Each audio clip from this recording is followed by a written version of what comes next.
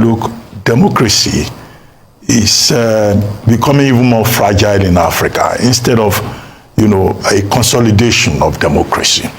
And the argument has been put up that a number of points are responsible for this. One, reckless politicians, reckless politics in Africa.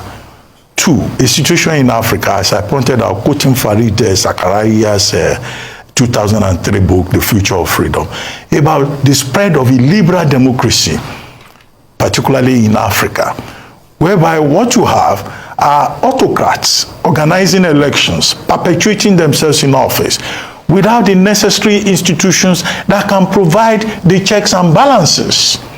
In Gabon now, we're told that the chair of the Electoral Commission has gone into hiding. He dare not show his face in public. And the coup makers, they've said, look, the election was flawed, it was also fraudulent, and that election will not be allowed to stand. So African leaders must take their cue from what is going on in Gabon. Here, specifically, the major issue that the coup makers are focusing on is the election, through which Bongo Odimba had given himself, as you would say, perhaps, a third term. He's been in power since 2009 to 2016. In 2016, the elections were very controversial. He had his way. Then this time around again in 2023, he wants to stay for an additional 7 years. His father spent 41 years there. He has spent 14 years. He wants another 7 years. So this is why we talk about this sit-tight syndrome in Africa. And earlier on, I've given a list of some of the leaders in Africa that have stayed for almost forever.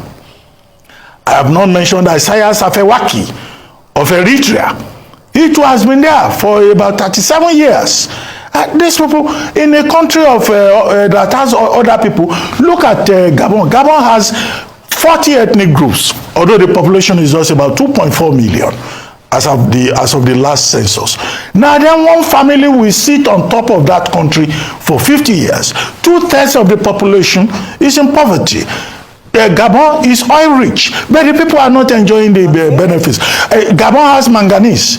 Gabon has one of the richest biodiversities in Africa.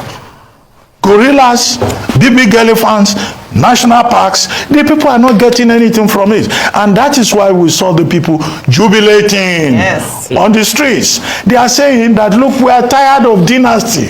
And it is instructive that the coup makers have not just arrested Bongo Dimba's son, they have even accused his son of treason. High treason. To prevent a situation whereby Omar Bongo Sr. will rule for 41 years, then Ali Bongo will be removed, and then the next thing, another Bongo Odimba will take over.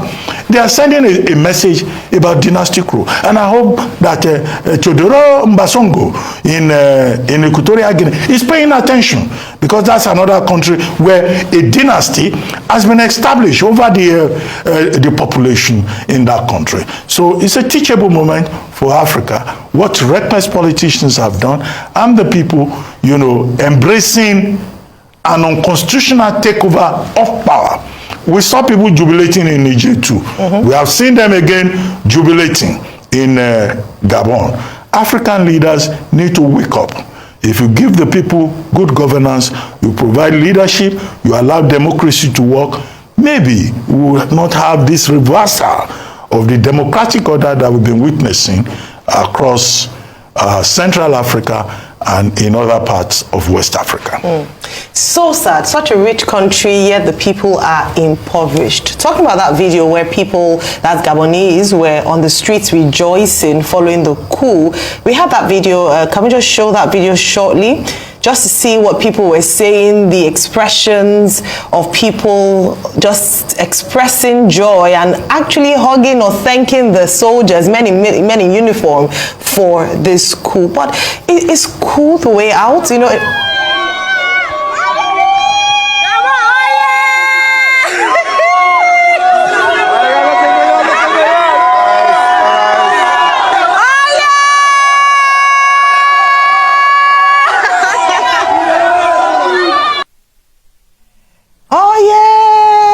they're happy. Rufai, if I come to you, I want to take us back to this video that's now come up. It's re-emerged following this coup of a time when the Gabonese president, ousted president now, Ali Bongo, was sitting for fireside chat at the Side Business School in Oxford University in October 2018. This video is now trending again because, of course, what's happening in Gabon. He was asked a question about term limits in Africa. So here's the question.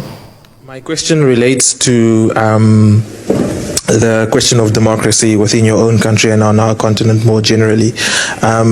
Being at an institution of educational excellence, one of the core theses of democracy is that term limits are one of the key ingredients to ensuring that a democracy thrives, and that is a principle that is seen within the Constitutive Act of the African Union, for example.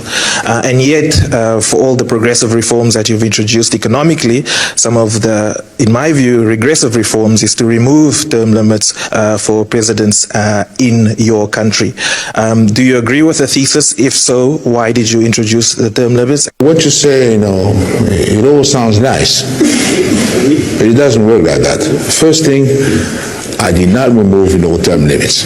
I did not. And we don't have term limits. Term limits, I would say, frankly, that sounds sexy, but it ain't working. Because when you go into your second term, you no longer have any authority because people know that you're leaving. And your second term is a completely loss because it starts problems for your succession, and people within your own party, and they start, fighting, and no one listens to you anymore. And we've discussed that, with various African leaders, and they all conclude to the same. Now, why is it still applied? It's because some African leaders think that, it's going to please you guys here. That's why they do it. But they really don't believe in it, because on the ground, they see the difficulty, And so I don't believe that, term limits, improve, democracy. I don't believe in that, and we've seen that, in many cases in Africa. That's not really. You need a certain time to apply your program, and that's not done, in a country where you have term limits. For instance, once you're elected, if you're completely new, the first 2 years are going to be kind of bumpy for you to apply, and start applying your policy. And then as you start implementing, you have to think of your re-election. And that means that if you have tough measures, to apply. Words on marble by President Ali Bongo in 2018. 5 years, or how many years later? Yeah, 5 years later. We are going back, you're revisiting that video where he says term limits don't work in Africa. Rufai, what do you think? For me, what made me cringe is the reflection of how warped his mindset is. And these are the mindset of African leaders, so a lot of them have very warped mindsets. He's talking about re-election. Why doesn't he say that re-election should be based on the performance of the leader in the first place? Why do you need 2 terms if you can achieve what you said to achieve? Term limits. Are you going to be there forever in the first place? Are you not there at the mercy of the people? So why are you concerned about re-election? Is it a must you must come in? If the people say they don't want you, then you go. But you see, that's what the leaders do. They build all sorts of very terrible mindsets. They don't allow the institutions work. They become strong men as against having strong institutions. So they suppress everybody possible, and they want to perpetuate themselves in power. And that's why you are having all these coups going on. I mean, while Dr. Abati was talking about all the leaders that perpetrated them, another man is close to him, the Sassou Nguesso. Yeah. Our too has been around for a while. The Yedema family too has been around for. What did he want to do in 14 years? He kept on rigging and putting himself in power and doing all sorts. Now you're saying term limit ain't sexy. Who sent him American things? Anyway, by the way, he's also a musician. He released a track record in the 70s. Tries to do funk and blues. Term limit ain't sexy. My brother, term limit is sexy. It's lovely. It's great. That's why we have a democracy. The greatest power should be with the people, and that's why the people should come out and, like Thomas Sankara, and say, "Abba," with all these leaders. Can you imagine the effrontery to justify it? And he's doing Barry White's voice. Term limit ain't sexy. What nonsense are our leaders spewing? He's talking about second term. What nonsense! And that's why I was happy that everybody fought out a very nefarious third-term agenda in this country. What are we doing with ourselves?